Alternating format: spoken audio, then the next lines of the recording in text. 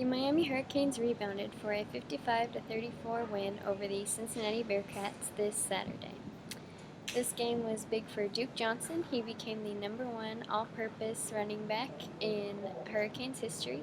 He beat out Santana Moss for this record.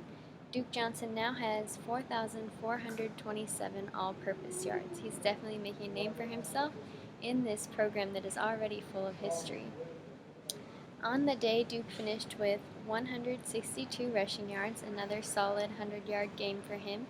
He had one touchdown that was of 80 yards. It was very good for the Hurricanes early in the game.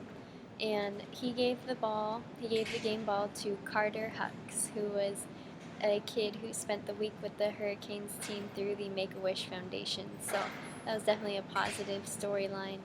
Something that the Hurricanes used for inspiration and just really gave them perspective this week, having him there.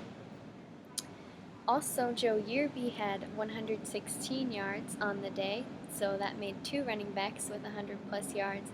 The last time this happened was 2003 against Pittsburgh, so that's a big step for the Hurricanes to have this ground momentum. Brad Kaya also had another good day. He finished 17 of 24 for 286 yards and 3 touchdowns. He had no interceptions again, which was good after rebounding. He did have 2 against Georgia Tech, so this is good for him to get back on track with that. Mixed review of the defense. They did have 3 interceptions.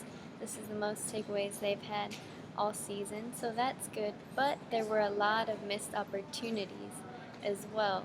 There was one pass that the quarterback just overthrew, and Tracy Howard just stopped backpedaling. It was kind of confusing. He could have had an easy interception there. Tyreek McCord was one of those interceptions. It was a return for a touchdown.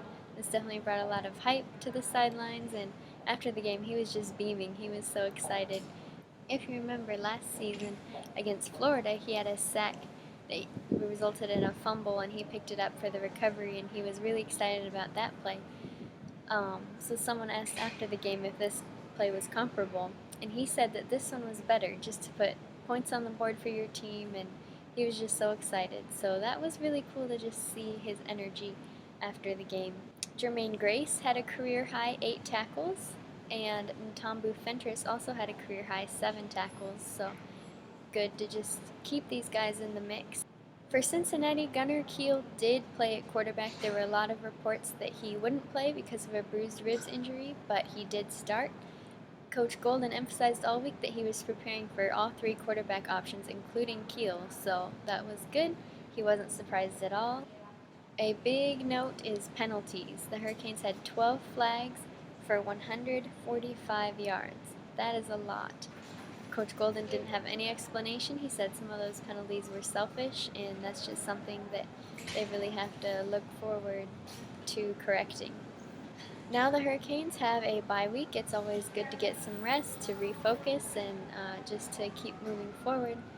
They will next play Virginia Tech. This is a Thursday night game in Blacksburg, so another hostile environment, another tough road game, but we'll see what the Hurricanes do with their off time, and we're looking forward to that ACC matchup. All right, thanks guys.